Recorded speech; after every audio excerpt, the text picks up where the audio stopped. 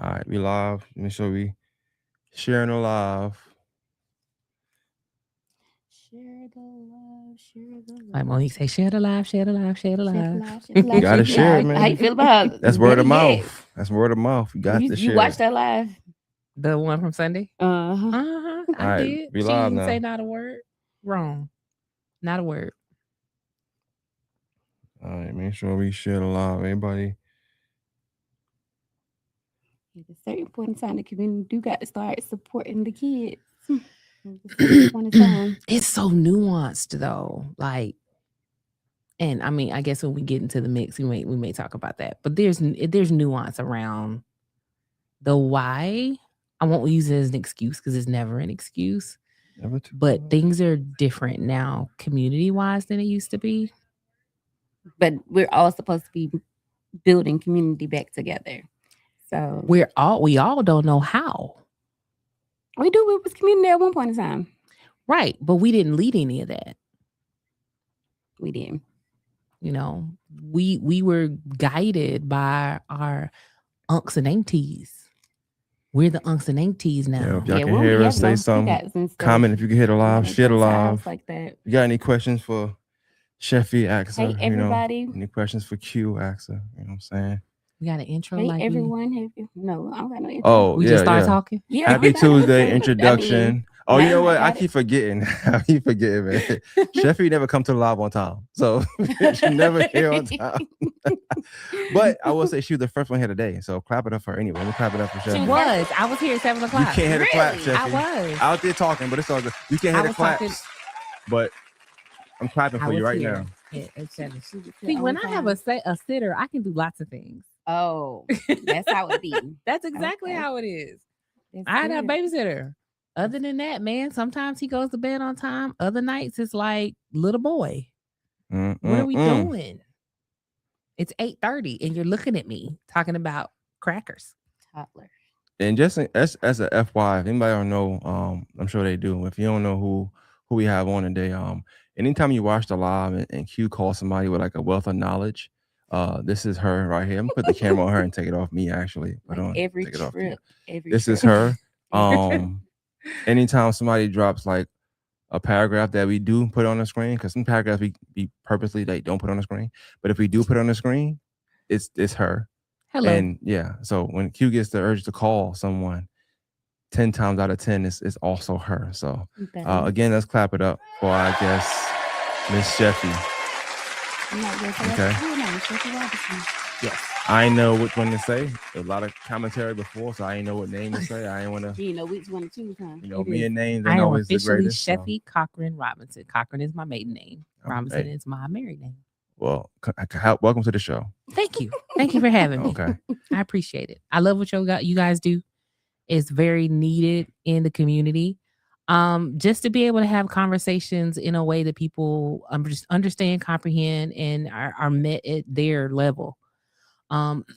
We talk about some very distinct things in this community that are very important to the community, and it's just impactful that people understand. The more and more we attempt to grow, like we just had a conversation about, building community. It's all about education. What do people know? What can people align with? What can people add to their processes? Because a lot of times it's just a lack of understanding. It's not that they don't want to. It's a lot of times they just don't understand. So I appreciate what you guys do in helping with that. Yeah, we appreciate it. We appreciate everybody that supports us and thinks what we're doing is positive and impactful. Yeah. Hopefully we achieve the goal and we get more people that understands how our city works, what's going on in our city, and ask questions. Ask questions. That's all I really want people to start asking questions. What do you want them to ask questions about? Just anything. Just anything.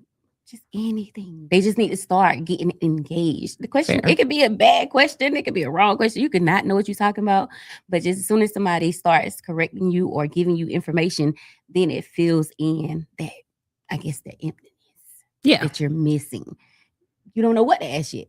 You just got to ask something. Kind of That's like the question say, when you in school, they say what?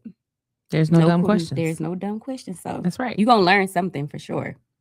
So I just want people to start talking. I feel like we start having conversations, start having dialogues, open dialogues, not dialogues where people feel like it's ego attack or somebody's trying to attack them.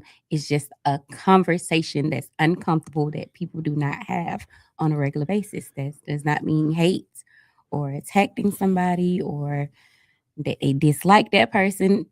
I'm not gonna say agree to disagree, but you can have a healthy dialogue. Yeah. And you don't agree with what you guys are stating. And it's okay. What do you think is an uncomfortable question that we should not question? An uncomfortable conversation that needs to be had in Augusta right now? An uncomfortable conversation is based on like the material you've put out, based on the questions people have just asked our you. government in general. I feel like we need to sit down and have I ain't gonna say everybody because that's unrealistic, but a group of community people need to sit down and talk about what's going on. And maybe we need some people with history to come and bring us the history. I would love, it's 30 years of us being consolidated. I would love to have a sit down and round table of what has happened in those past 30 years. I mean, you can kind of look around and see. We can not see much. We can see it physically, but there are some people out here that have some real facts about what happened during this transition. Sure. All these 30 years. Like, yeah. They've been in the thick of it from the time of the consolidation to right now. Whereas when the consolidation happened for me, I was like 6 or 7. So no, but they said it was a big ruckus. It when was. we got consolidated, and it was a lot of. We already are. I'm not gonna say a racist time, but we are divided. Jesus. For the most part, we are divided. We are. You can tell, and people just don't speak on it enough. That's one of them conversations as well. Because if you have the conversation, because it's reality, that's what be happening. It's divided, very divided, very divided. I did want Sheffie. You said an uncomfortable conversation. I want us to expound on this question. I don't know how to word it verbatim, but I do want to say something. So I think it's very uncomfortable when I say this. I have a lot of conversations. I'm sure y'all do as well. I would wonder. We talk about being divided, clicked up, maybe or whatever, grouped in or whatever, and I think that's natural. But the uncomfortable conversation, I think we can start with, and it's probably too heavy. Is just because we clicked up, or why are we comfortable with people not doing their jobs, right? Because of what they can do for us. Like I think some people benefit on certain groups or cliques, but that particular entity or individual as the head of that clique is not doing a great job. But because maybe it's serving one person as an individual who has a voice, they look the other way. Well, I mean, you have to qualify and also probably quantify what is a good job. Because just because we don't think it's a good job doesn't mean that wasn't the job they were supposed to do. That go back to build community though. Like if we building community like we're supposed to be doing, I think people have that intel, that knowledge. They have that conversation. Like, maybe you don't see the vision right now, but we gonna get there if we do X, Y, Z, as opposed to just being silent and letting, narratives take its course. But again, you got to think narrative and silence. For some, that's the job. For some, the job is taking up space and doing nothing. Because if you can take up space and do nothing, that means nobody has an opportunity to come in and do something. This is already uncomfortable. That's uncomfortable as hell. Like the fact that that's a job. I want to get paid a lot of money to take up space. I ain't that big yet, but if I have to get that big, I will to take up space. I want to get paid to take up space. Just to take up space. Because right now I'm not taking a lot of space. I'm not getting paid a lot. So right, but see that's the thing. See, when we come into a space, we're thinking, oh well, this role is supposed to do X, Y, and Z, but they're doing a very poor job of it. For somebody, that's exactly what they were supposed to do: a poor job on purpose. On purpose. Because a poor job on purpose still keeps somebody else from doing a great job. There are many people in this city, and this isn't germane to Augusta. This is across the state, across the country. There are many people that don't want Augusta to grow at all. Because when Augusta grows, now you have to compete. Mm-hmm. You got to get uncomfortable. Right. You have to be uncomfortable being uncomfortable because you're no longer, the only builder in town. You're no longer the only insurance agent in your area. All of these things elicit fear in folks who don't want to do more than what they're doing versus I come from more along the thought of healthy competition is healthy. Right. We all do. Right. We You all came from know, that. you can it could be 12 other people doing the same thing that I'm doing, but are they doing it as well as me? Mhm. And if you feel like they are doing it as well as me, then go spend your money over there. It's okay. Everybody's not a good fit. That's fine. I'm okay with that. But when you have the old guard who's used to it all Yeah. being Them them, about them centering right, attention. Oh no, nobody else can come in to take this contract, or they don't want to share the pot with other people, even though right. you're filthy rich. Like So you have the those, connections. right. So you have those people, that they'll install to do absolutely nothing but block other people. And And is that's that the where the job. rumor comes from, where they say people are put into races? I mean, any smart political anybody, party, whatever, you're supposed to. This is literally the job of politics. You're supposed to put people in spaces that can be impactful for whatever goal you're trying to reach. It just so happens that a lot of those goals is to stagnate Augusta, unfortunately, or stagnate Augusta in a way that props some up while others can't get in. Mm-hmm. If we talk about, say, the whole permitting issue, we've seen the Eric Gaines talk about this quite a bit. The permitting issue. He may have problem with permits, but not everybody. Not everybody has problem with permits. Mm-hmm. He just had a problem, and I always say this. Unfortunately, Augusta is a who you know city. Yeah, I don't care what nobody say. It has not changed. I've lived here for 38 years. Every job I've ever gotten, every room that I've ever been a part of, it's about who you know. It had nothing to do with my credentials. But that's reality, though. And I think a lot of people think, well, it's unfair. I've done all this work. I've done all of this. Your network is just as much part of your work as your credentials. Because yes, you can pass this on paper, but you still have to be validated. And you're validated by the people around you. It's no different than like in a relationship. You can say you're a good woman, but if no man wants you, how good are you? Very true. And people don't want to hear that because they're thinking it along the lens of, but I've done everything. I've checked all the boxes. You didn't check the networking box. Networking is still important. It is important. It is important, but you got to network with the right people, and you don't know who the right people are. No, you don't. You don't know who you're supposed to be networking with, or what type of networking you're supposed to be doing when you're just jumping into life. Like, of course, you True. Of course, your parents could be olive a blanche for you, if you go to church, but Yeah, most people, they don't have a strong network. they don't. A small amount, and just in Augusta, period. Yeah, our literacy rate here is all the way down. Like, for our population, like, it's low for the population. Us understanding and reading and comprehending, it's low for our population. It is. So with that, that they're not up with the elites or the people, the who's and all the other stuff. You think not so? necessarily. So literacy isn't necessarily what gets you in the room, because there are plenty wealthy people that are not as literal as we would think they are.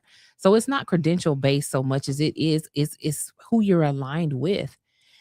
So even though we do have literacy issues in certain areas, we have certain people doing very well. They've learned to connect in certain places where they can use that mouthpiece, whereas they can't read a contract to save their lives. So people are still getting by. It really boils down to two things that I think are key. Is number one, having the character that people want to even align with you. You have some people that just want to be fanboys. They want to jump on the bandwagon. They want to be a part of the team, and they're willing to sell their souls to do it. Those people fizzle out pretty quickly.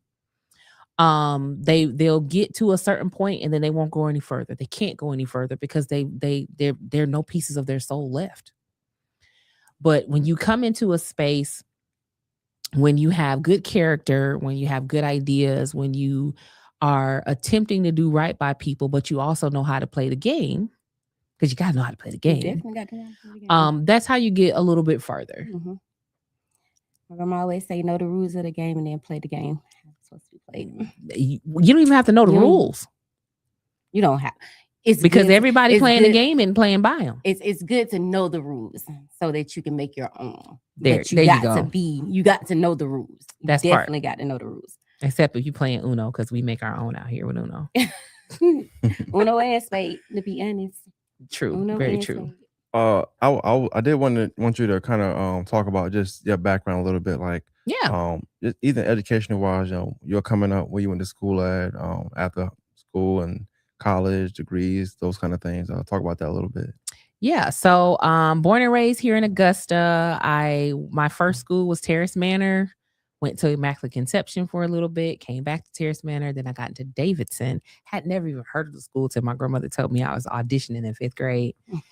And then I left Davidson to go to Josie specifically to be in the band. My uncle was a drum major in 90 through 91, 89 through 91. Wait, hold up. Hold up.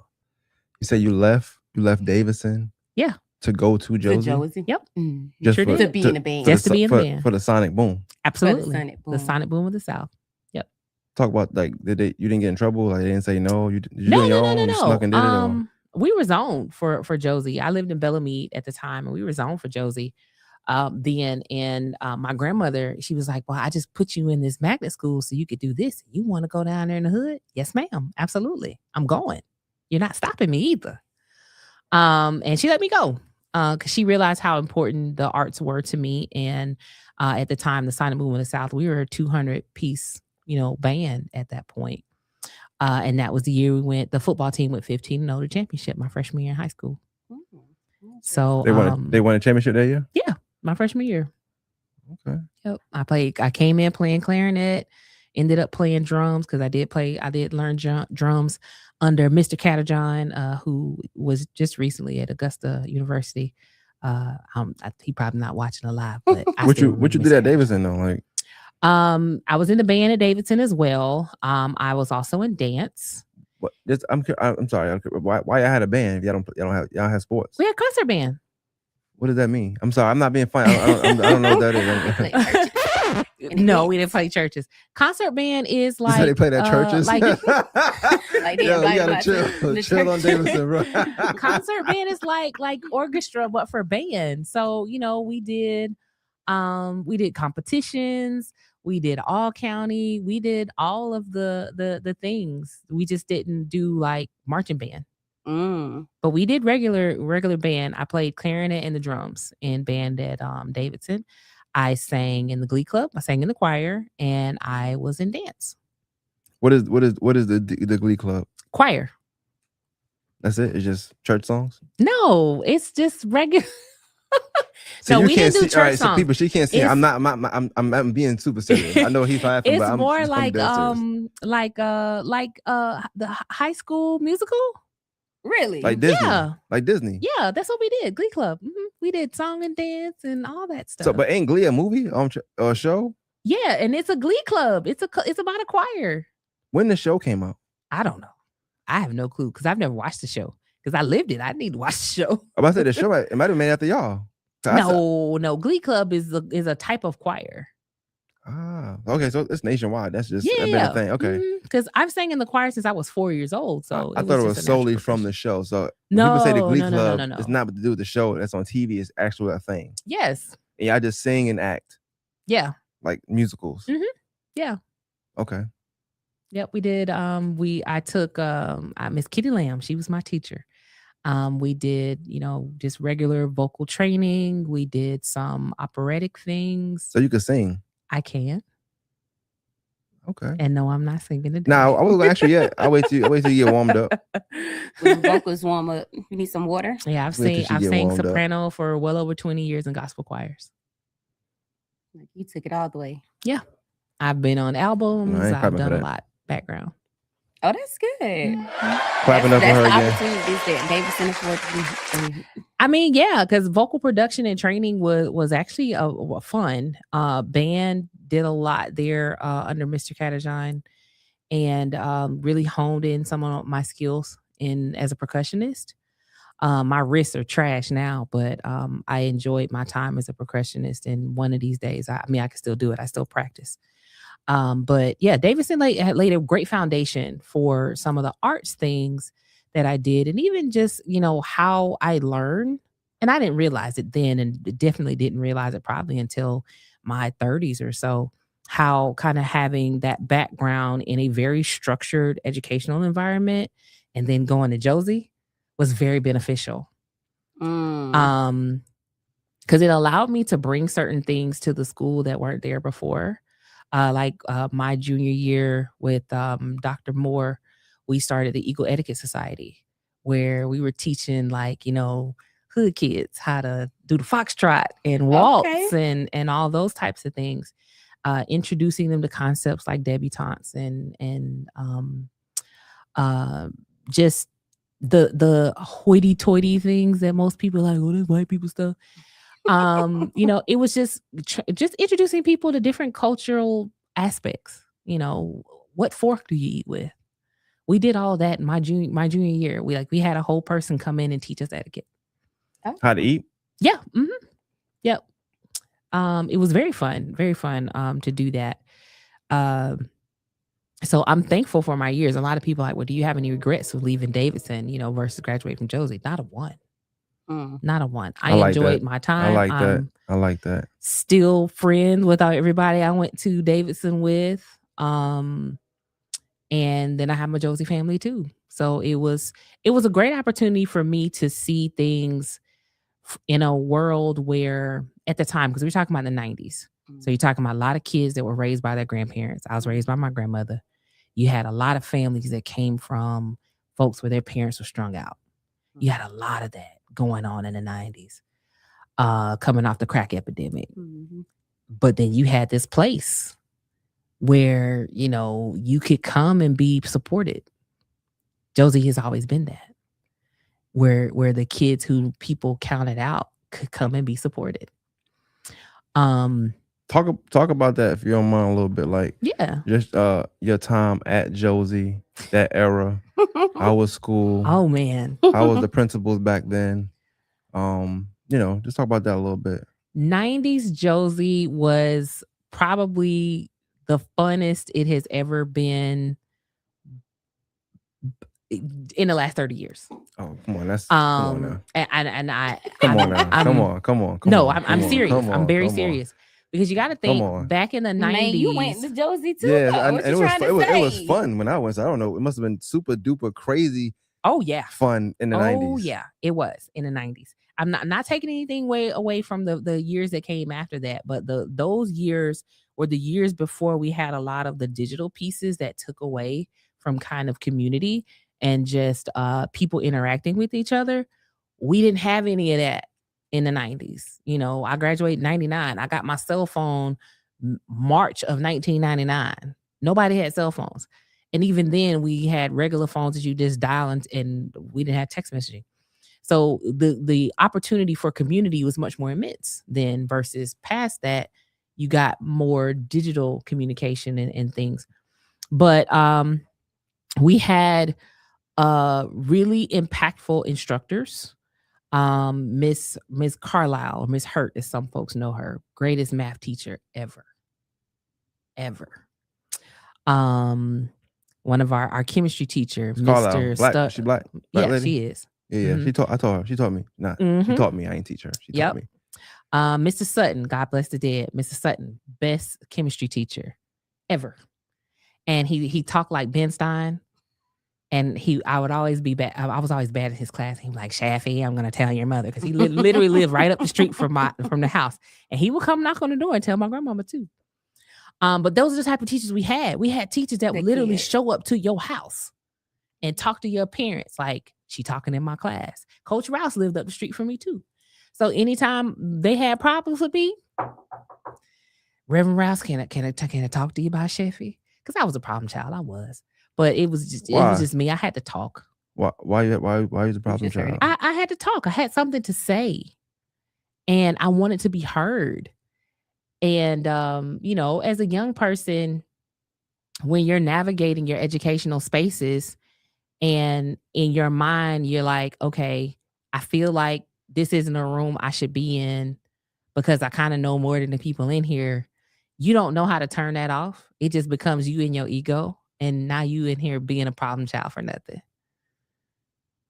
That makes sense. They say that the kids that be causing problems, they've been the outgrow the classrooms. So. Yes, that's exactly that. And I'm literally raising that right now with my 11-year-old. Because you get bored. That's literally what it is. You get bored of the concepts in the class, and then you just start, okay, well, let me be disruptive. So that was me in high school. But hey, if you see me on TV now and in charter review, nothing has changed. What was that curriculum like back then? Like the curriculum wise, like did you feel like you was ahead, behind? Like what was that like for you? Curriculum wise, I don't think it was either like ahead or behind. The thing I valued then that I wish kids had now is teachers actually teaching, like literally walking to a board and writing it down. There's there's a math teacher I know in Mississippi. Skip is his name. He's a math teacher, and he posts videos of him sitting there writing down the equations with his students. And I'm like, yes, get back to actually writing things on the board, because our students are consuming so much information digitally that they're now having the same short-term patterns that they have on Instagram, they're having with their education as well. Because everything is spoon-fed in this, their attention span is short. Their attention span is short because you've allowed it to be short. Parents have allowed it to be short. The education system has allowed it to be short. So they're giving these bites of information and they're not writing anything down. There's plenty peer-reviewed journals out there that talk about how writing things down help with retention. These things also help with literacy. Handwriting them, just like you can think something in your head while you're writing, and you'll write something, and even though your inner brain didn't think it, your hand still wrote it, right? Those things happen from the muscle memory of writing. But since we're not doing that, we're doing more typing.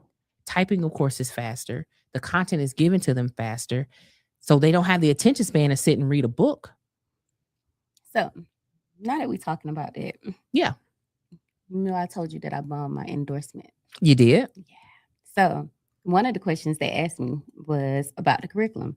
So, how do you feel about the curriculum? Would you change it? Would you keep it the same? I think we have to significantly limit the access to Chromebooks. Oh, please, God, please yes. let God, them go. Yes. Let them go. Here's a couple of reasons, right? So, on top of my credentials, I know we never got here because you asked me a question. I'm a college professor. I typically get students anywhere from, I've done all ages at this point, 9 through 12, freshmen through their senior year in college. And this past semester, I taught a freshman class. And when I tell you, it was heartbreaking for me to have ask a student to turn in an assignment. They typed the assignment on their MacBook. Then they took a picture with their phone of the assignment on their MacBook. Then they screenshot the picture on their phone. And then that was what they uploaded, because they didn't know how to download the document on their MacBook to then attach it. And I remember most recently we had a workforce development conference with the Board of Education. And I ended up at the table with Labria Jacobs. Shout out to Labria Jacobs, star student. Yes, ma'am. Keep going. Ma'am. I love me some Labria. And she mentioned that she was like, yeah, when she started her internship at SRS, she was very caught off guard by the differences between a professional environment and a school environment. The necessity to put everything on a Chromebook and just have them do little assignments and modules is not how the real world works. Mm-hmm. So because these students have so much access to that, they're not learning actual business applications. Yes, some businesses use Google Docs and things like that, but no, baby, we in Word, we in Outlook, we're in PowerPoint and all these other things. We still use Canva. Canva's way better than PowerPoint these days. But actual business applications and how business applications operate are the systems we're using. We're in Monday.com for project management, or if you sophisticated, we're in Salesforce, SAP. These are the systems that are being used professionally. The stuff that's on the Chromebook is a giant phone. That's all it is. It's a giant Android phone. So while it's beneficial for content delivery, it is handicapping these kids from what they actually need for the workforce. We need to go back to old-fashioned typing classes with some Mavis Beacon. Remember her? She's great. Yeah, she And was Mavis dope. Beacon Yeah. been around since the 80s. Old-fashioned Mavis Beacon, Excel, spreadsheets, how to do a table, even a mail merge in Microsoft Word. Those are the things that students are going to be asked to do in a business environment. Mhm. And companies are not stopping to teach. So if you look on TikTok, there's a whole bunch of Gen Z people just frustrated because they're like, nobody teaches me anything. Because there was a point of time when this stuff was taught in school. Mhm. So by the time you get to the company, what do you mean I got to teach you how to upload a document to an email? How don't you know that? This is what businesses are saying. So even as a college professor, I take the time and sit there and instruct my students. Every college professor doesn't do that though. My class was literally professionalism. So I wanted them to get the benefit of, here's some things you need to do. Here's how you navigate team building. Because of course the issue with a lot of college students, well, why do we have to do group work? You're gonna work in groups for the rest of your life. You have to know And how that's to work in crazy groups. because I ain't gonna say I never understood it, but I hated working in groups. Can't stand it. I hated working in groups so bad because there's always going to be someone that's not going Always. to do their work. Always. But I think too, like if you think about networking too, I think it just you get rid of that. You lose that fear of talking to people, Yeah. or knowing that somebody in the group is better at something than you, and let me utilize that. Let me learn from you. And if I'm better at you, then whatever I'm better at you, then you learn from me, and we win together. I Right. think we look at group work like homework, like we dread it, but it really could be a benefit if we just if we had utilized it correctly in school, and somebody just pushed us to do it more. Yeah, and it having conversations is a big one too, right? So if we looking at like true curriculum, when a teacher stands up and talks to you in a class and says, "Hey, will you guys tell me the answer?" There's a lot of question and answer. There's feedback there. Feedback is part of communication. But when everything is done in a module, and I won't say everything because I won't say all teachers are doing that. When things are done mostly in a module, you disrupt communication. So now when I'll never forget, I hired a student or was going to hire a student as an intern for my company, Shamrock. At the time, we were just doing regular software engineering stuff. I was looking for a student to be our UX researcher. On resume, on paper, amazing credentials. I was like, oh, I'm so excited to talk to this young lady. Get her in an interview. My name is Alicia, and couldn't have a conversation to save her life. That's a lot of people. And that's because we have gone so digital that we're missing the analog pieces that are necessary. A student can't network if they can't talk. Right. And if networking is required for them to get a job, how are they going to get a job if they can't interview? It's one thing to say, oh, we're going to do interview practice. No, you just need communication practice. How do you something as basic as, how do you tell somebody you don't know without saying, I don't know? I'm not familiar with that subject, but let me look it up and I'll get back to you. Yeah, write that down, Tommy. It's things like that. It's not the words you say so much as how you say them when it's necessary. You can navigate a room without knowing anything or anybody in the room if you know how to communicate. So this digital space that we've created in education is also what's hurting us in literacy. How do you teach little kids how to read? What do they tell you? Read to them early, because you're teaching communication. Mm-hmm. My 2-year-old can read. My 2-year-old knows his numbers. He knows his alphabet. He knows all of his colors. You have kindergartners and first graders that aren't there yet because of communication. Now, I didn't give my son a tablet like on a regular basis. He has limited time where he'll watch his little YouTube videos on my phone or whatever he's doing. So I still think that there's a need for these digital activities. Yes, it's not a get rid of all of it. because then you'd be just as behind as well. But with the advent of artificial intelligence and things of that nature, we're eliminating thinking. It's okay to use AI to help you do something, but are you literally asking AI to give you your opinion? That's a little bit different. That's a little bit different. If I say, hey, analyze this document and tell me the issues that you see, okay, that's fine. We're working hand in hand. Right. We're using the tool. Right. That's no different than having a research assistant. But if I say to AI, okay, what do I think about such and such and such and such? And then the AI is spitting it back out. Like people who do use AI for dating. What? Use the AI for Oh, yes. You said for dating? For dating, yes. What you mean use AI for dating? They'll put in what somebody said in a text message and type it in AI and then have AI give them a response. That's insane. Yep. I think they should probably need to get help. That's absolutely what it is. Well, now we need to start talking now on dating. We can only have conversations. That's all we can do. That's at this point, we can only have, you can't even take it serious no more. You can't. But this goes back to what's happening in education right now. Everything has been digitized to the point where we are almost eliminating human interaction. We went through all of that during COVID, being in the house, to get back out here in the streets and we in the club on the phone. What happened to getting sweaty, nasty dancing? Feet hurt. Oh, wow. You done stepped in a drink on the floor because somebody got too drunk and spilled their drink. But you had actually dancing at the club. Actually dancing at the club. Or just dancing in general, in any event. But no, we got sections everywhere. We got sections. Why did I come to the club to sit on the couch on my phone? I can sit on the couch on my phone at home and not pay $20 for a drink. So the human interaction piece is going to be so pivotal as we go forward, especially for our children, because the kids that can interact are the kids that are going to go far. We see a increase in delayed speech. And I will preface this by I have zero science on this. This is purely opinion. I have not read the studies on it.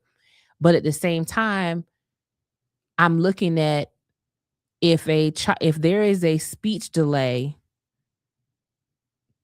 is the access to digital delivery part of it? I don't know the answer to that question. I'm not a scientist to do that work. That's not the type of scientist I am. But when I see the access to digital spaces has caused a lack of communication in older kids, is there something there to be studied? I don't know. So I worry that we're relying too much on technology. And this is coming from somebody who's been a software engineer for 25 years, who is much an advocate for data centers and the use of AI. But everything needs controls. Everything needs limits. All right. So I do want to ask this because you said a lot just now. All right, what all hats do you wear? Because it seems like you do a lot. You just said you did something for 25 years. Yes. That's a long time, first of all. Yes. And I know you do a lot of other things. Mm-hmm. So we ain't gonna interrupt you. Just tell us everything you do, everything you've done. And everything. Okay. And just give us your credit, your credentials. So I am pending my doctoral degree as in business administration with the emphasis in human resources, where my research focused on workforce development and in the improvement of internships in high school. My bachelor's degree is in business administration. My bachelor's is in sociology, which started my kind of process in clinical sociology with the intersection of workforce and economic development. So for all intents and purposes, my role is in economic development. But what I bring to economic development is a career as a technologist. So I don't go out and just say, hey, here's what's happening in economic development. It's like, okay, let's build something to solve the problem. My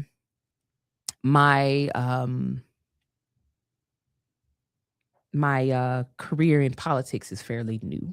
That one's new, but because I have me not believing in myself as a technologist. So even though I did the work for a really long time, I never told anybody. I didn't start even telling people that I was a software engineer until I was like 34. Oh, wow. Yeah. Imposter syndrome is a real thing. It's a real thing. Listen, It's a real thing. Listen, it's a very real thing. I didn't know it was too. I didn't know that it was real. Yeah. So I got into it. So yeah, that's a It- very real thing. You Yeah. said what? I was gonna ask, so like during any of this time, like how often did or do you sleep? Not often. I literally may get 4 to 5 hours, to be honest, and that's because I suffer from this thing called big heart syndrome. And anywhere I feel like I can help, I try to jump in, to my detriment sometimes. Big heart syndrome. But overall, I use the knowledge I have to impact the two things that I know the most about. That's workforce development, which is making sure talent pools are significant enough to build industry, and then supporting the industries as they grow. That's the crux of what I do. The software piece, it was something I did a really, really long time.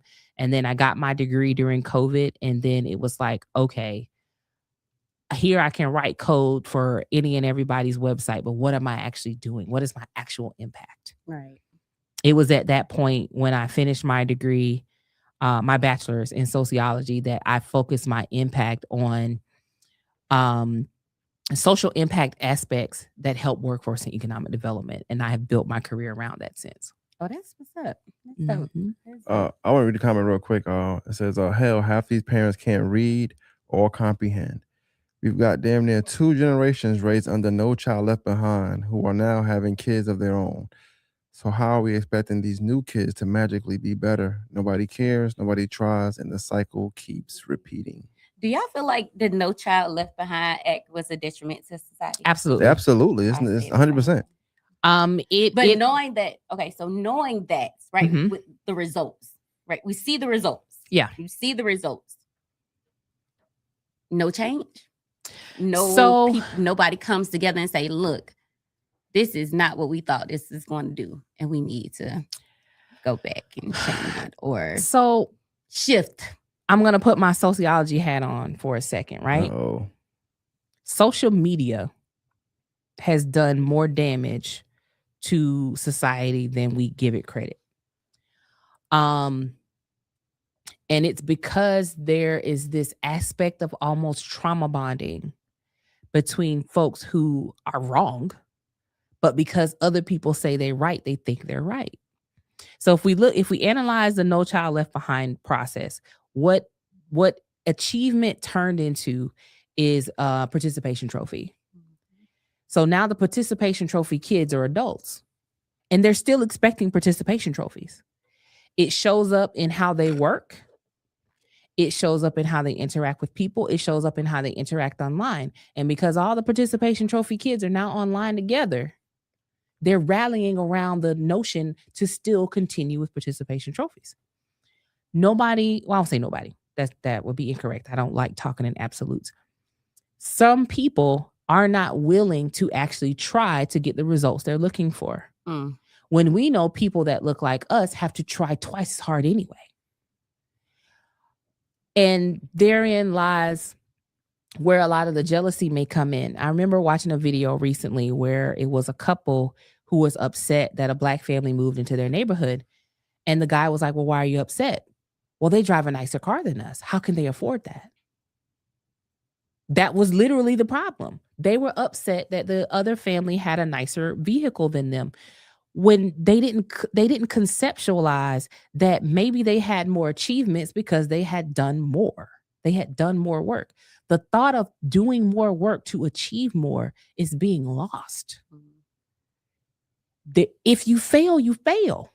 And it's okay to fail, because it's not how you fail, it's how you get back up.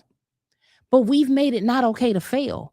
Or even if you look at from an education standpoint, teachers are told, well, you can't give below a 25. If they made a 0, they made a dang 0. And because we aren't instilling this thought process of you have to work for achievements, you have a whole society of people expecting it to just be given to them. Mm. And you're not thinking, and folks aren't thinking about where these things permeate, right? The notion of I should just get it because I'm here goes into things like tipping, right? Yes. Just because I Yes. showed up, I deserve a tip. And they be mad. And it's not to say that you shouldn't tip. No, That's not you it should at definitely all. tip, but it Hey, is. But the man, people who do the whatever you wanna mediocre do. work are Yeah. expecting the top tier of tips. And then that the person who is actually doing their job or going above and beyond are getting the basics. But this other person who's doing absolutely nothing still gets that. So it shows up in other places in society and we aren't really thinking about it. The person who, like, I saw another video, Facebook be killing me. This girl says, oh, well, the thing wrong in dating right now is the economy because I can't date a broke man. And then they asked her, well, how much does a man have to make? 400 what? K a year minimum. Man, be for real. How much she make? That part. But then are you going to be realistic when you see celebrities dating down? But see, that's the thing. It's like, because everybody, not everybody, I don't want to say everybody, because people have this notion that they get things without earning them, they don't even have realistic expectations. Mm-hmm. Less than 0.5% make 400K a year, ma'am. And you don't even qualify for them. Those men aren't at the club on At Saturdays. At all. They're probably not even on Facebook. They on Threads. Mm-hmm. She said they on Threads. They on Threads. They're at Chamber of Commerce meetings, things of that nature. So the No Child Left Behind didn't just disrupt education. It disrupted critical thinking. Because now achievement isn't even something wished. It's, I just got to get by. I just got to get through. Focusing on graduation rates, right? And I was very upset at this, even here in Augusta, when we boasted we have the highest graduation rate ever. Mm-hmm. But we have the lowest literacy rates. So you just confirmed That we'll just pass them along. that they're just passing along. Mm-hmm. And then why that's an issue is now that these kids are graduated, they have to go get jobs. Where's our workforce? If we don't have a workforce, we don't create taxpayers. If we don't create taxpayers, we can't afford to fill potholes. We can't afford to maintain schools. So when you do a disservice to the entire community, when you don't include achievement as a piece of that. So there's no, and I know everybody's like, well, what's the solution? What's the solution? We can complain all day. What's the solution? It's such a multifaceted problem that there's no one solution. Right. There's like 30. But then the 30 people attacking the solution, because you have folks, well, it's the Black family, right? It's the Black family. And if you prepare the Black family, you fix all of that. But the Black family also has issues in the church. So you got to fix the church. But then the church is the way it is because of the leadership. There's so many pieces to the puzzle. You have to sit down and map out the pieces and how each piece affects the other. And then have people take their piece. What is your specialty? What is your specialty? How can we make all this work together? But because people are operating in silos, you can have a summit that says, save the Black family, with everybody on the panel talking about how poor education is, but a good portion of those people aren't even involved in education at all. You don't have the right to fuss about what education isn't doing if you aren't putting any work in for it. Can you, like, when you say putting the work in, like, what's some things somebody could do if they're not a teacher, of course, It could be as simple as mentorship, volunteering. One thing I did early on when I just didn't have the ability to do much more than that is I hired some students as my interns. They were able to, see different things. Like I took them to chamber meetings with me. We worked at the cyber center quite a bit. I introduced them to concepts and things they would never see in the school. And it was 3 young ladies. One young lady is Miss Josie. The other young lady is the valedictorian at Cross Creek.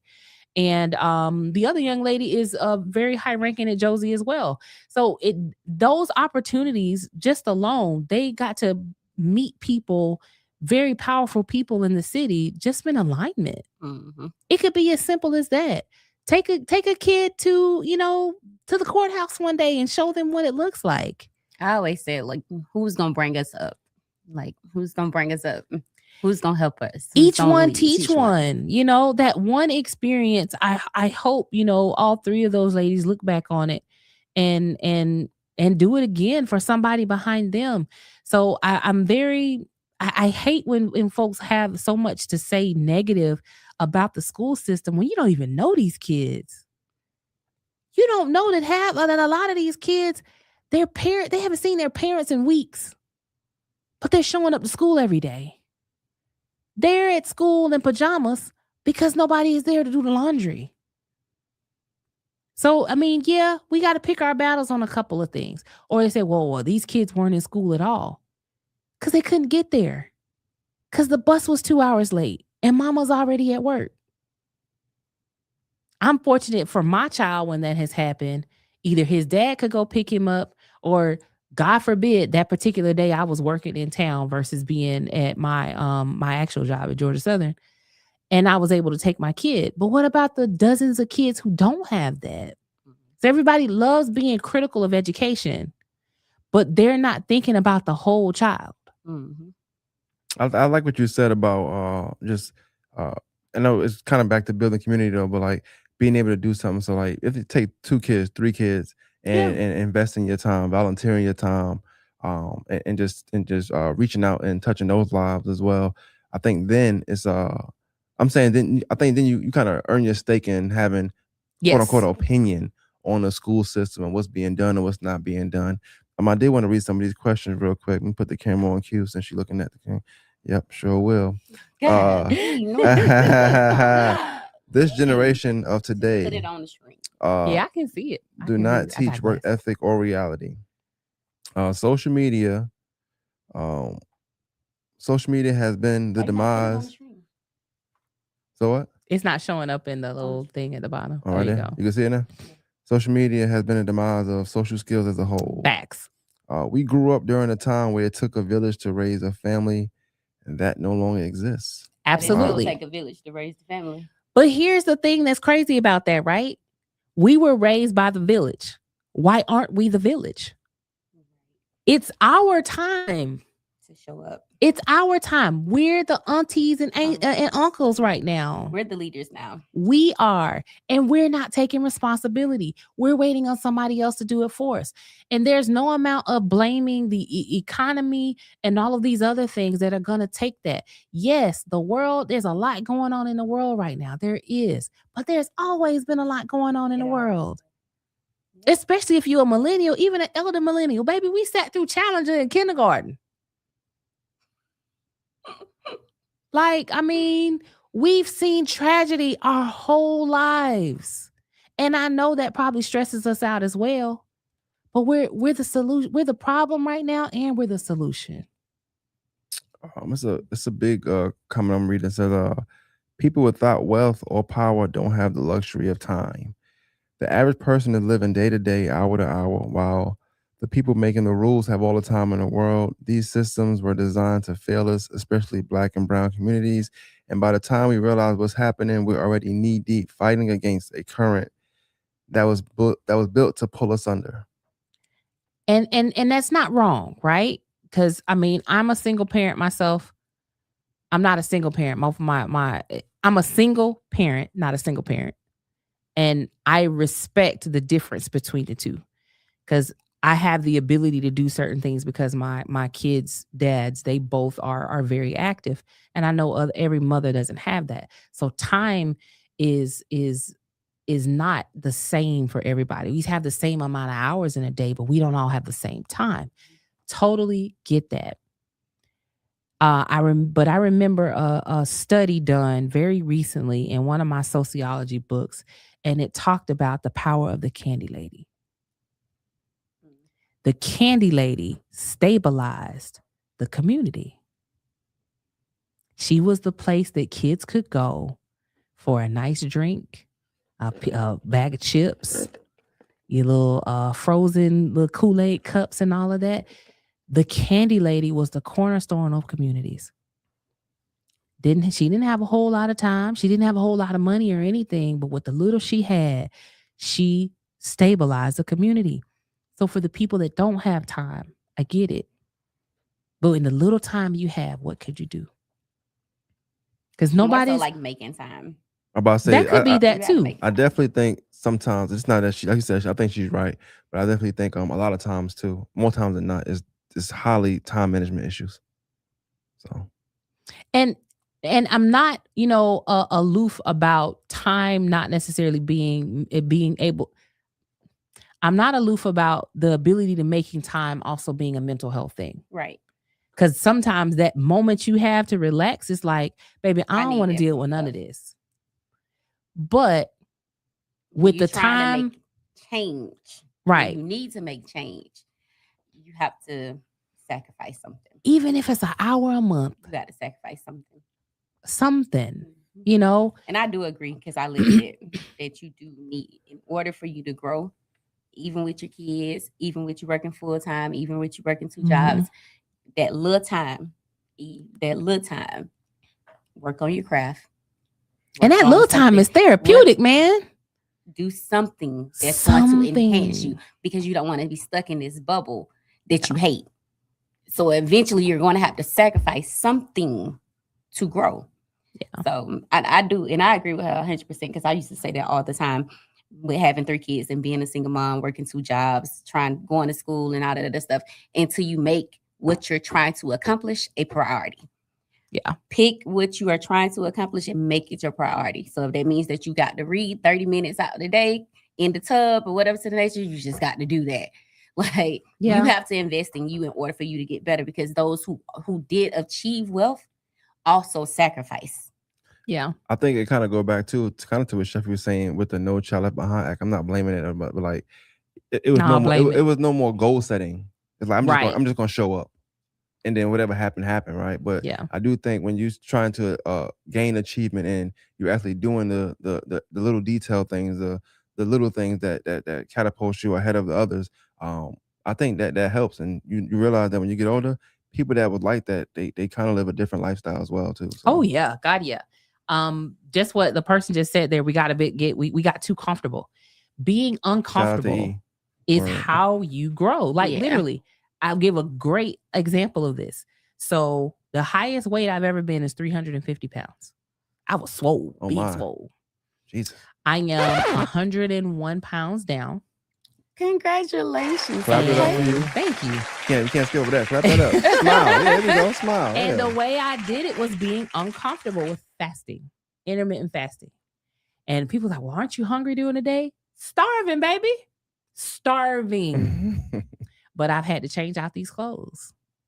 And here I am at 249 pounds in a size 14. I've been a size 14 or 249 since I was 22 years old. Okay. Being uncomfortable is how we progress because we don't know how much we can do and how much we take until we try. Mm-hmm.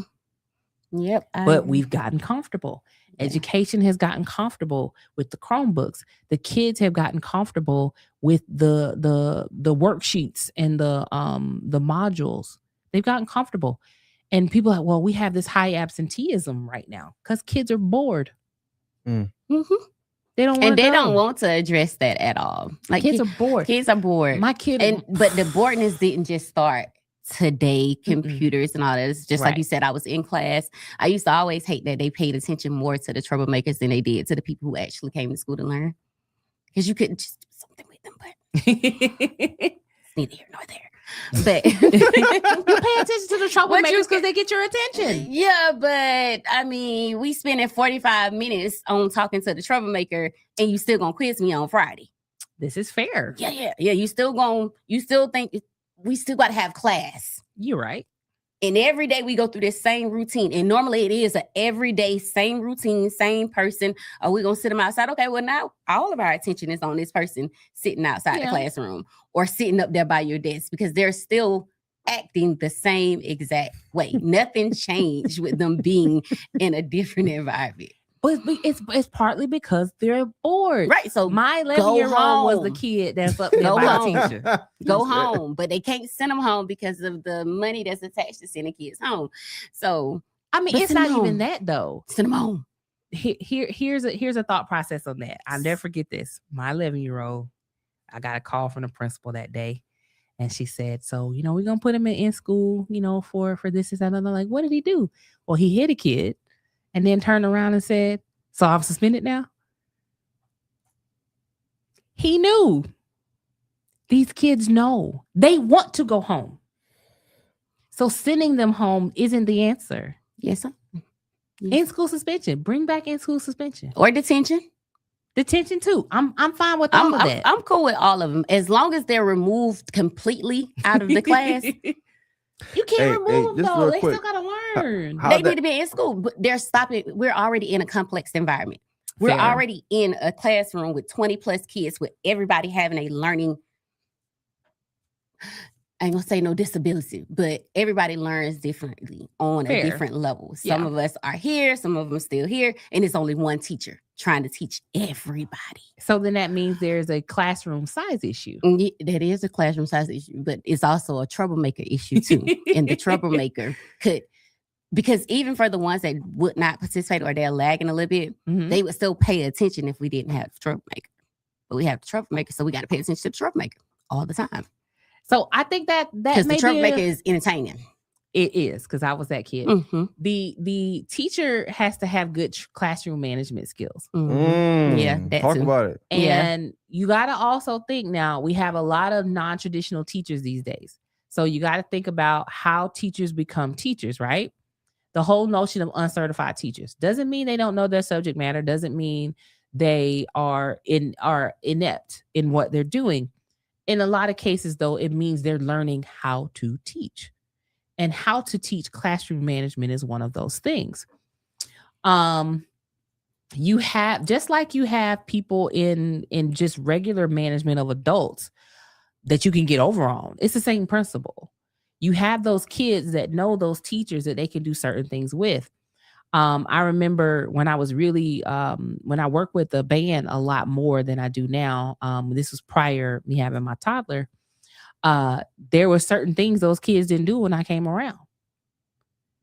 And they're like, well, what are you doing differently? I demand respect. But we have a lot of adults in general who, well, maybe if I'm their friend, and this parents do this too. People in leadership of these children are more familiar with the kids than they are being familiar with adults. Look across social media, right? TikTok. You have a lot more parents doing TikToks with their younger kids, like 7, 8 years old, cussing and carrying on. I would never. Do I have I say bad words around my kids every now and again? Yeah. Do my kids say bad words around me? Absolutely not. There's a divide there between adult and child. But when you have adults who are more interested in being cool, that leadership piece and that respect breaks. Now, this again is not to say that it's the adult's fault on all cases, because you just got some bad children and their parents are operating in the same vein. Your child shouldn't know who you dating and how he broke your heart and how you about to ride to his house and cut his tires. Your child shouldn't know things like that. Your kids should not be that familiar with you. Should not. That's when they lose respect. That's why the kids be disrespectful that part to their parents. Just like Monique said on her live the other day. Why do your students know who's sleeping with who? And you a teacher. Why y'all having conversations Why y'all about having the those type of conversations around the kids? Grown people should be grown people and kids should stay in a child's place. We've forgotten that somewhere. We've forgotten that. And that breakdown of the separation is why we have the respect issues that we have. So again, we've talked about many things. You compound all of these on top of each other, and then you get society that we have now. People are more interested in going viral than they are in being intelligent. For anything. Baby, sell your soul. What? To I go don't viral. get it. Like, what did you make on this video? 17 cents? Cellular And you soul. just sold. I get what, about $16 a month from Facebook? Just talking. And I'm sure other people are making like, hundreds of thousands or whatever. Right. The ones that are, there's a difference from someone producing content, Yes. right? So you got those out here who have adopted a content life. Yes. And then you have those who are looking for a moment.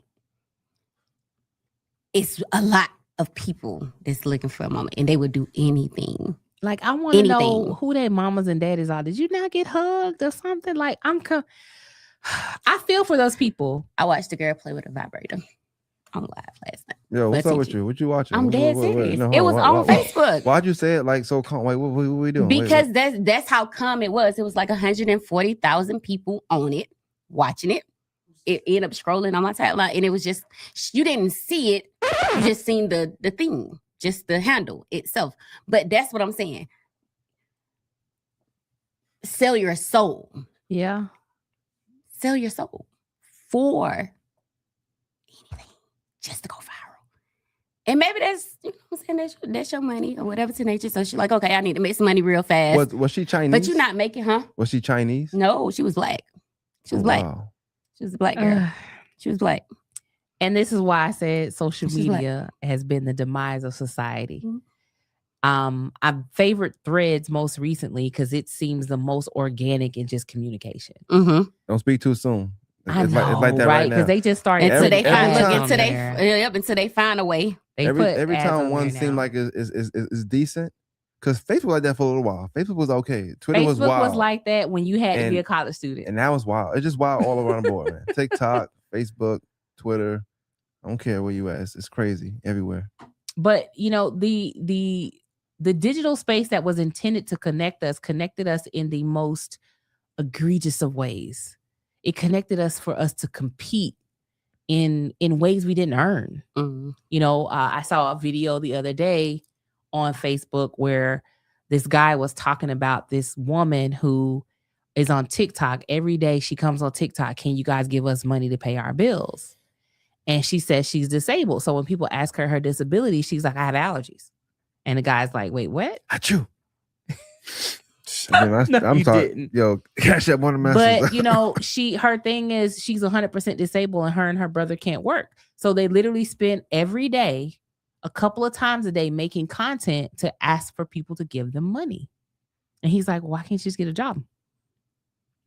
This goes back to what I talked about, the whole child left behind thing.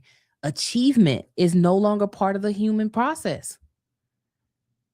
The country, our country, United States, used to be at the top when it came to certain, subjects, literacy, math.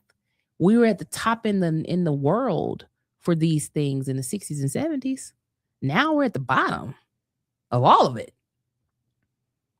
But folk going viral though. Folks are going viral. And we're not, I don't know. I don't have a solution that can fix it, because I think some things are so ingrained in society right now, to remove them would almost be just as catastrophic as them staying. But it could be an instance of just the small things that communities can possibly do. Like, maybe it's having a nightclub where there are no phones allowed. Yep. It could be something as simple as that. Yep. I have a rule when I'm out that people can't record me. Like we shouldn't have our phones at all. Yeah. Like if we're not actually promoting or actually doing something, but we're just hanging out. We're just supposed to be going out, restoring human communication. Then for what? For what? So, but that has to happen in the schools too, and they have to do it with those Chromebooks. Nothing wrong with having Chromebooks, because I get it. You want to, do different things digitally, and it's easier to deploy. But no, maybe bring back old-fashioned textbooks. I think it should be a level to get, and you should graduate to a computer after you. Like how it used to be? Do elementary schools use computers as well? Oh, everybody. Everybody has so one-to-one. that makes sense. So in elementary and middle school, you shouldn't have it. When you get in high school, I'm on board should. with that. Even in I don't even think they should have them in high school. I think it should be very limited, like it used to be. We still had computers, but you had a computer class. Mm-hmm. You had a typing class. So you got to really hone in on very specific skills. Shoot, my son, he'll come home with that Chromebook, and I'm like, you ain't done no work today, haven't you? But I can see he been on little games and stuff that he finds through the browser, because they can't block everything. They block certain things on the browser, but they don't block everything. He'll find a little game and be at school on the game whole time. Teacher, you're supposed to be doing such and such work. I know my child ain't the only child. Figured out a loophole. Because he does it at home. This is the kid who I had screen time on his phone to block certain stuff. That boy would go through the browser. He would go through Google search and then get to the links that way, even when I block the browser. These kids are smart now. Come on. He's smart. These kids are smart now. Find the loophole. Yes. So, you know, the easiest way to block all of that is just to not use the device. Like, even this semester, I'm not teaching at the college level, because last semester, I want to say 80% of my class turned in AI work. It was so depressing to grade AI work. And I know it, but I have to prove it from a academic honesty standpoint. It was too many dang kids to prove. So we and a lot of instructors just had to grade it. But because we know 10 people started off and their very first sentence was the exact same, we knew. So what has happened in academia now? Blue books. Computers not allowed in classes. Phones not allowed in classes. This is what's happening in college. This is how professors are combating it. You're not allowed to have devices in my class unless you have an accommodation for it. And to get an accommodation means you got to go talk to student services, and they have to give you, it's essentially a college level IEP. It only with accommodations are you allowed to have a device in my class, because the students were literally like, you would ask them a question, they typing in an AI real quick to answer, and you asking them questions face to face. It's crazy. It's crazy. So at the college level, somebody had to make it acceptable. Well, nobody made it acceptable so much as we were dealing with it. Oh, tolerating. Right. Because there is some application of AI in academia. But when your students are using generative AI to do everything, you got to do something about that. So now professors are going back to, okay, I just did a whole lecture. I need you to write me a 5-paragraph essay right here in class. But what's going to happen with that when that becomes more widespread, because these kids aren't used to writing? They're going to stop. No, they're not going to stop. They don't have a choice but to keep going. They're going to fail. These kids are going to fail. But now you go back to the problem of, if you're failing too many students, because even at the college level, there's a level of, like, if you have too many people have F's in your class, you get dinged on that. You have too many A's, you get dinged on that. Because then they're like, if you got too many A's, your class is too easy. If you have too many F's, your class is too hard. So you have to find that sweet spot, because higher ed is having similar problems with lack of students. So that whole No Child Left Behind has created a whole train of, well, help them out.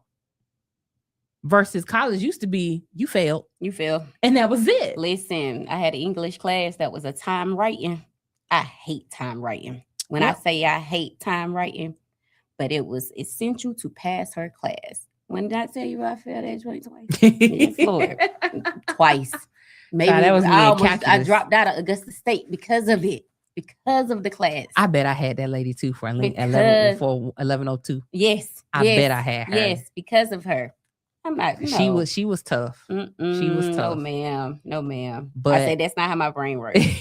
I know you're trying to coach me into it, but that's how your brain works. Everybody doesn't write the same way. Everybody doesn't draw the same thoughts the same way. True. But now they ain't writing at all. At all.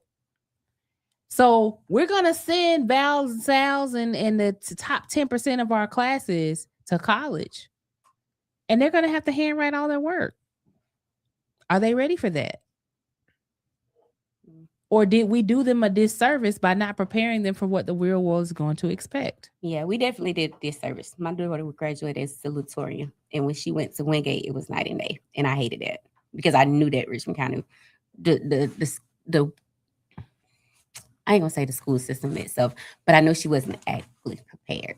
Right. It's a gigantic jump from your K-12 to college. Mm-hmm. It shouldn't be as huge as it is. Yeah. And it wasn't always that gigantic because we were writing at a, freshman college level in like 11th, 12th grade. Mm-hmm. But we were writing. Right. We were doing essays, research papers, book reports. Like my son is in the 5th grade and has never done a book report. Oh, that's insane. We was cutting out newspaper articles and doing I remember current events. 2nd grade. We was doing current events and having to go find an article, read the article, and write a paragraph about this particular article and call it current events. We were reading To Kill a Mockingbird in middle school, writing book reports. Algernon, what's the book? Algernon's oh my God, what's the name of that book? It's Algernon something. Hey, can y'all imagine like today telling a young kid, maybe 8, 9, 10 years old, hey, I want you to do a Black History project, but only use the encyclopedia? Man, look. Or they'd be like, what's an encyclopedia? Or a dictionary. and what I do with that?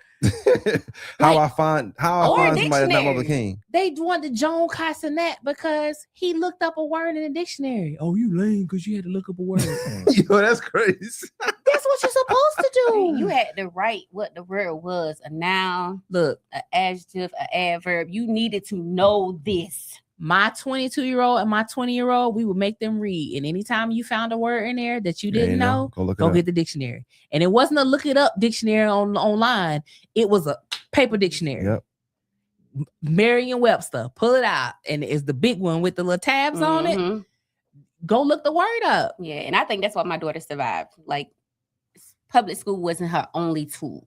Yes. I was her tool and other things were her tool. And I think we too hone a lot or put a lot of pressure on public school without helping and assisting our kids. Absolutely. I did a video about that recently where I'm like, public school is supposed to be an add-on. Mm-hmm.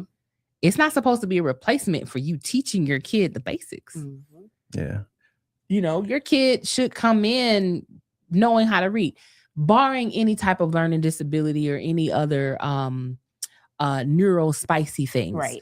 I'm a ADHD myself, very, very neurospicy. So this is why I'm all over the place because it's just a thing. Me and laundry don't get along. But you're supposed to be the first line of defense for learning. This is kind of why you see homeschool students do a little bit better. Mm-hmm. Because of 2 reasons. Number one, it's a more structured environment than school in a lot of cases. So they're spending more time with their first teacher, which is their parent. And number 2, small class size. You got 1, 2, 3 kids. A teacher can handle that. Yeah. My first ever school having a small class size was Payne College. Mm-hmm. And that was in 2017. First ever. Yeah. I went to Augusta State. 200 people in class. It was 162 people. All right, come on in the class. Come on. That's the truth. It was. There's some of them classes. Yes, it was. I've taught a class that was 97 students. I'm telling you, I went. What year was this? In 2015. My class was 2024. I was going by that. But our class was deep, baby. They didn't even know they couldn't even tell the students that that's when we had a radar professors. Mm-hmm. Like a website where we just it's still there. It's still there. My professor rating is low. My professor rating real low. It's like a 1. Look, you said a 1? Oh yeah, it was low. I was pregnant my first year teaching, and then the second year I was battling postpartum psychosis. It was not a good time. I did my best. But a lot of those students I still, talk to because they're alumni. I'm alum as well at Georgia Southern. But a lot of the opportunity to just think, we're missing it in education. We're missing it in the real world too. Education is a foundational space because just like as adults, we spend 40 hours a week at a job. These kids are spending almost 40 hours a week at school. Mm-hmm. So the bulk of their time, they're not functioning where they should be. for various reasons. A lot of it has to do with just social conditioning, in which the advent of social media has drawn unrealistic expectations about the world around them. And this permeates in everything, you know, we do. We got 45-year-olds out here talking about you know, well, yeah, I have 5 kids by 5 different men, but the man I want to marry can't have kids. Girl, be for real. Be for real. Or well, I saw this lady online. She married her a millionaire, so I gotta marry me a millionaire too. It's a whole lot of unrealistic expectations. That just be online. It just be online. And I get it because they putting it out there. But it's literally just online. And but a lot people of people that believe it's real. It is. It's a lot of people that believe it's real, because it's like, we have to get back to achievement being part of human nature. Because achievement doesn't just show up in academics. It doesn't just show up in our professional life. It shows up in everything we do. Right. You can't hope to lose weight by just taking a shot. The shot helps, but you still got to work out. You still got to eat right. You still have to do the lifestyle changes, right? So say, for instance, everybody on the shot now, which I'm thankful that everybody is getting healthier, all of these great things. I am very much an advocate for it. But at some point, you got to come off. Come on, Ozempic? Yeah. Ozempic, Mounjaro, all of that. At some point, you have to come off. They got to work out too? You need to. So if they don't, is that why like their head don't match their body and something like that? No, that's why you see a lot of like rapid weight loss, but there's a lot of ends up with a lot of extra skin and things like that. It's because certain things aren't happening in addition to that. So they're only relying on it. They're not still working out. Because if you're in the gym working out, building muscle, that helps retain some of the collagen in the skin too. And it helps fill in some of the gaps as well. So you can tell when somebody's just only on the shot and they might be on a really high dose, so they don't eat at all. At some point, you have to come off the shot. I want to read some of these comments real quick, and we'll get out of here. It says, AU English was a beast. 1101 was tough, and 1102. It was. It definitely was tough. At AU, I did pass both, thank God. But it says current events. I remember that. I love current events. I just like that. I think that's something we should bring back. I love current events. I used to hate critical thinking. But I could tell you love current events, Q. Q has built because that's what to me that's what AUG News Network is. Like she built it on current events and she killed it too. Like I like current events. Yeah, we know you love it. You know, and clap it up for you. Real quick. Put the camera on you again. Yay, current events. I remember science projects. I like critical thinking. I didn't like it in school, but I loved it as an adult, because had I not been pushed to do critical thinking in school, I wouldn't be the person that I am today. Critical thinking makes you think outside the box.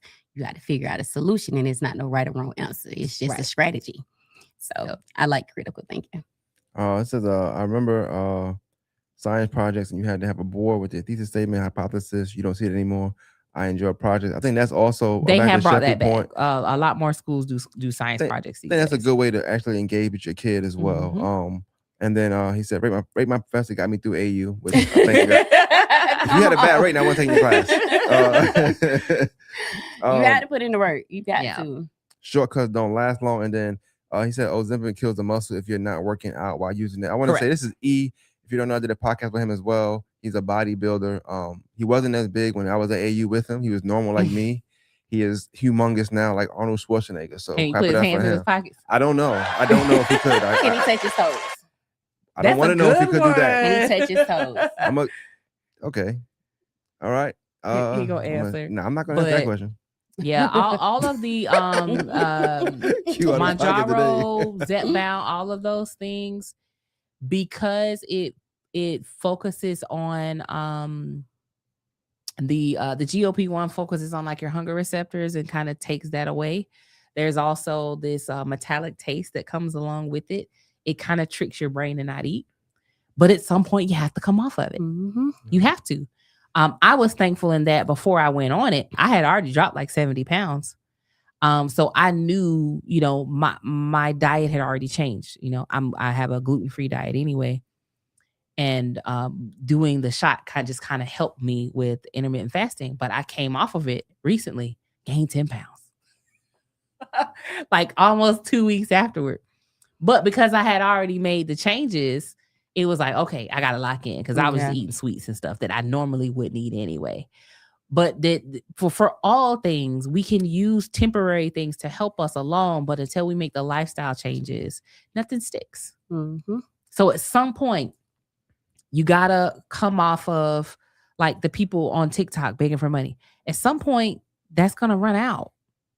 The young girls that are on OnlyFans, at some point you're gonna get old. And that stream gonna dry up. Yeah. There's a reason why you have porn stars that age out and retire in like 7 years, if that long. In this age. Right.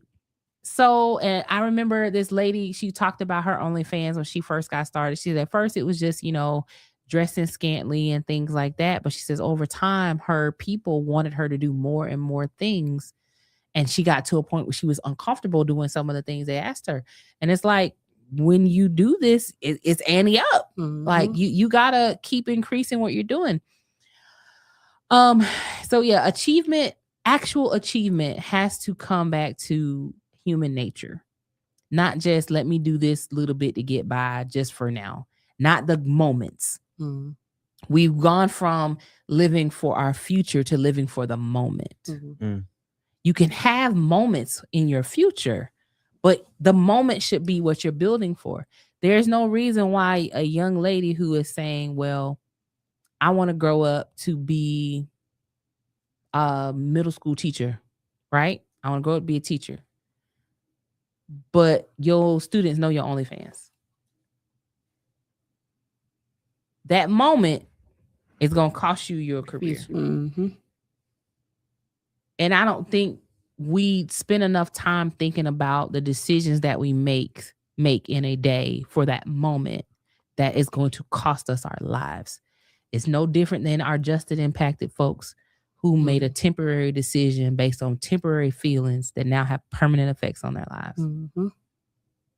Same thing has happened in education. Something that was supposed to be temporary has affected something long term. So I'm hopeful that society will figure it out. Here in Augusta, I'm hopeful that the institutions we have in place will figure it out so we can stop having summits without action. Right. I don't know about anybody else, but like I have actual action behind a lot of things that I do. And more people have to have that. You jumping out, running for a public office at your age, being your first time out and you jumping into the state race, you go, girl. I champion anybody jumping out and wanting to do something instead of talk. Right. Instead of talk. Because plenty of people sitting online complaining, well, the school system is this and the commission is this and this is that and the other. Ain't been to a single school board meeting, not a registered volunteer nowhere, ain't even donated to the PTA at your school. Man, tell them about the man that I met at the mall. Oh, man, where my camera, man. All right, so we doing, some promotion, campaigning type of thing in the mall. So we get to a point in the mall, and she's talking. I'm mic'd up. She's talking to the guy, and she asks him. She's like, "Well, do you know your district? Who's your commissioner?" No. She laughed. She's like, "Well, why not? Why didn't you know?" He's like, "Well, why did you know it for?"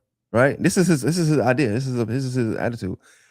But then he goes to ask her like a bunch of questions, like, "Well, what are you going to do about this? What are you going to do about this? What are you going to do about this?" And after I said, "Yo, Q," he don't even know his commissioner. Like, why are we talking to this guy? Like, I'm not trying to be funny, but it's like the nerve of you to ask any questions about what we going to do about this, that, and third. You don't even know who to go to for these problems, issues. Because look, and so we got this thing we asking, like, trying to convey it, like, well, what does politics look for people your age? And I'm telling her that's how it looks. It's somebody who's talking and asking you what you're going to do about this, that, and the third, whatever that might look like, but can't tell you what district he live in, who his commissioner is, what his commissioner has done. He don't know because he don't know nothing. And it's not to bash him, of course, but it's just like the nervous somebody that doesn't have his due diligence in his own area, but questioning like what somebody else can do that's running for something.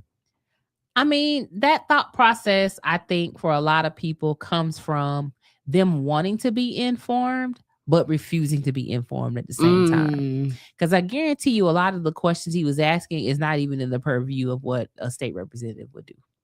Yeah, it wasn't. It wasn't.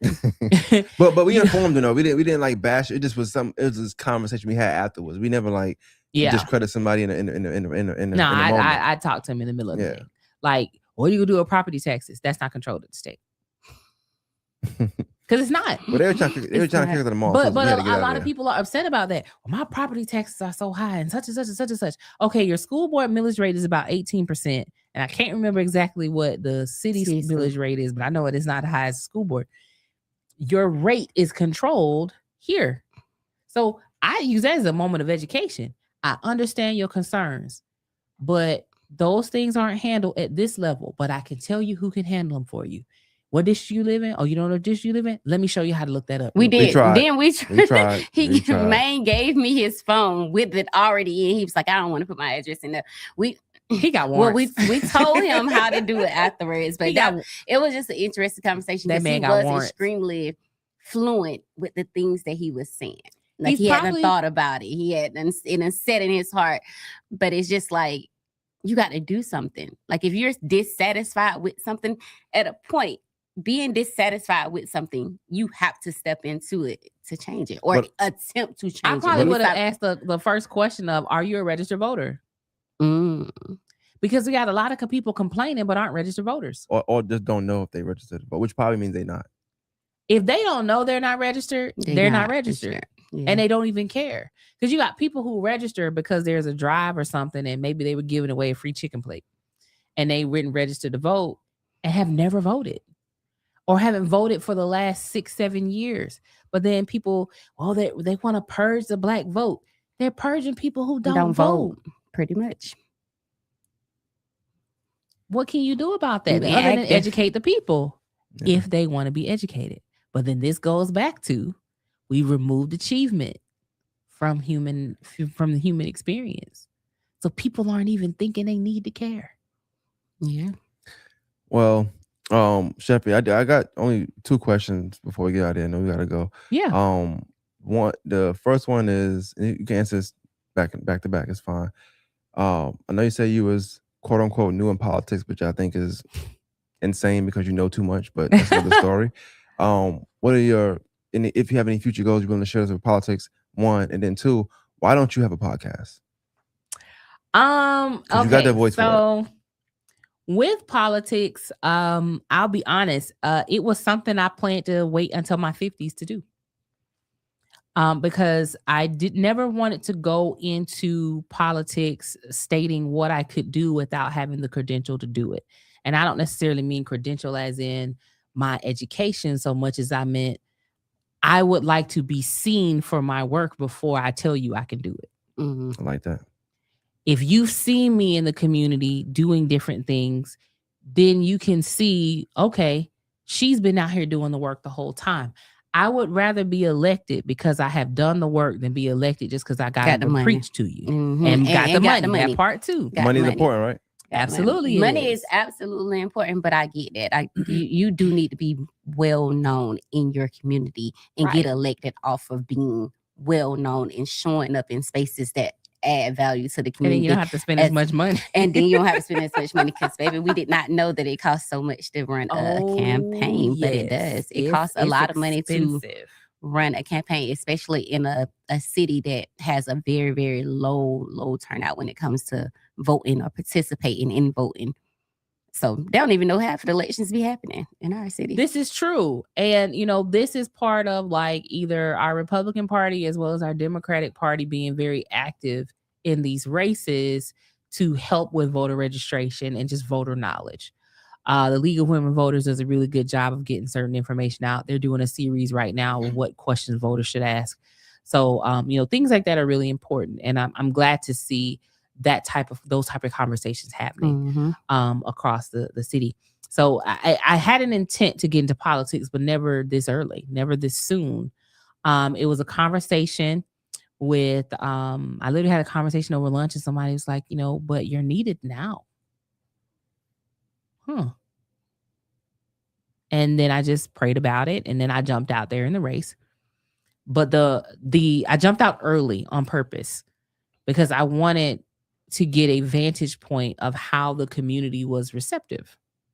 Because I can go out here and do all the work all day, but if they don't like me, they don't like me. Mm-hmm. I can't make people like me.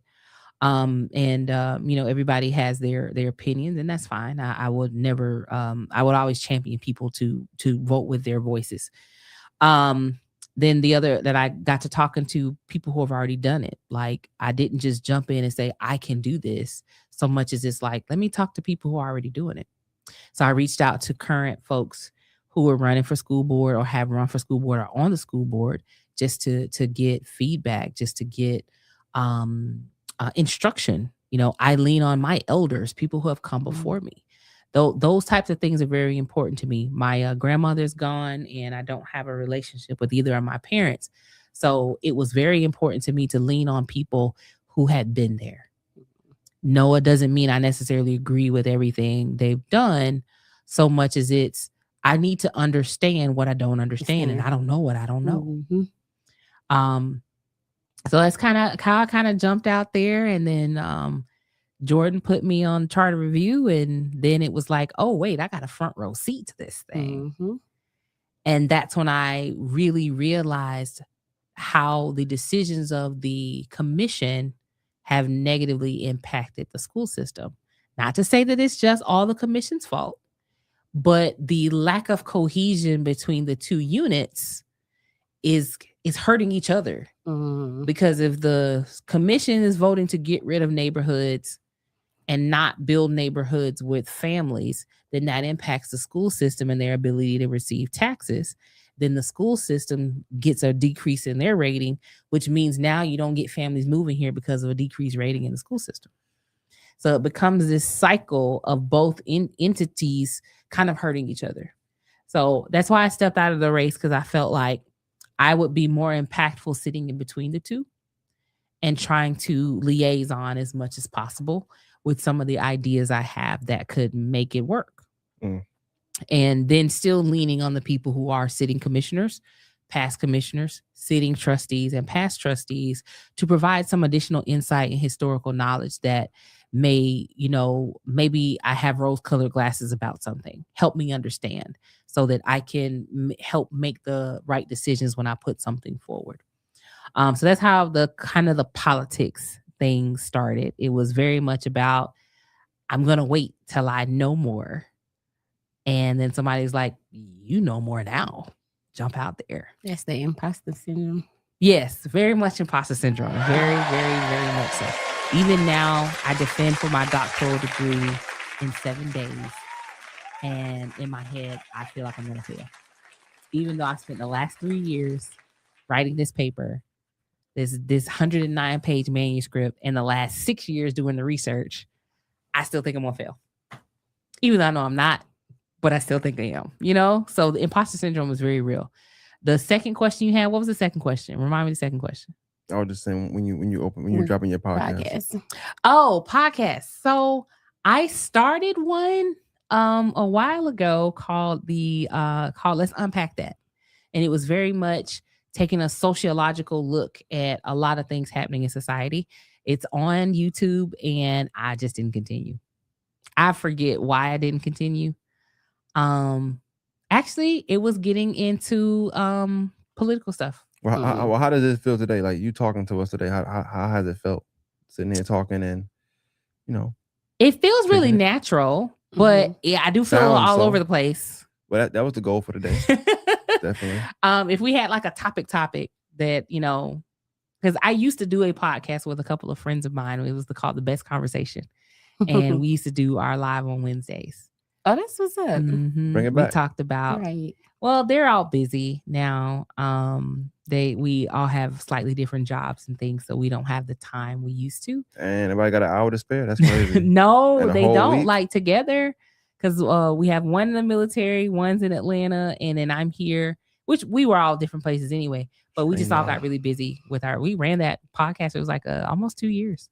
Okay. Nice. And then we stopped it. But eventually it'll come back. So for now, you get the self-driving car diaries until I can do something a little bit more concrete. But over the next 2 years, I do plan to do a lot more with just overall education of society in general and the sociological impact of that. Because I think we have lost that thought process. Like if I even tell somebody I'm a clinical sociologist, they're looking at me like, what is that?